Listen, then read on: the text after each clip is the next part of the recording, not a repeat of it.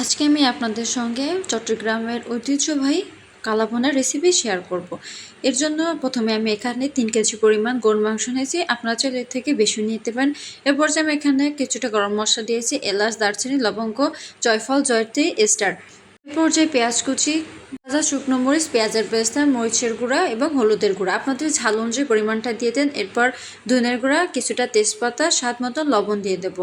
আমি এখানে 3 টেবিল চামচ পরিমাণ লবণ দিয়েছি। এরপর যে আমি এখানে 2 টেবিল চামচ পরিমাণ মশলার গুঁড়া দিয়ে দেবো। মশলার গুঁড়া দেওয়ার পর এরপর যে আমি এখানে জিরার গুঁড়া, এরপর যে দেবো সরষের তেল। আপনারা অবশ্যই এখানে সরষের তেলটা ব্যবহার করবেন। এই পর্যায়ে আপনারা মাংসগুলো ভালোভাবে মেখে নিতে হবে, যাতে করে পুরো মশলাটা ভালো করে মাংসের সঙ্গে মিশে যায়। এই পর্যায়ে আমি চুলায় বসিয়ে দেবো। অবশ্যই আপনারা এটা ঢাকনাতে ঢেকে দেবেন। ঢাকনা থেকে ঢেকে দিলে খুবই পানি বের হবে। এই পানিতে আপনারা মাংসটা কষিয়ে নেবেন। যখন গামাখা হয়ে আসবে তখন এ পর্যায়ে আমি ঝোলের জন্য পানি দিয়ে দেবো। পানি দেওয়ার পর এ পর্যায়ে আমি এখানে রাঁধুনি মশলা দিব। দেওয়ার পর ভালোভাবে নেড়ে নেব।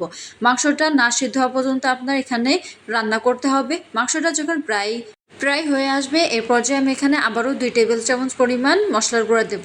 মশলার গুঁড়া দেওয়ার পর ভালোভাবে 10-15 মিনিট ভালোভাবে নেড়ে নেওয়ার পর এর পর্যায়ে আমি এখানে বাগার দেব। আপনারা জানেন কিভাবে বাগার দিতে হয়।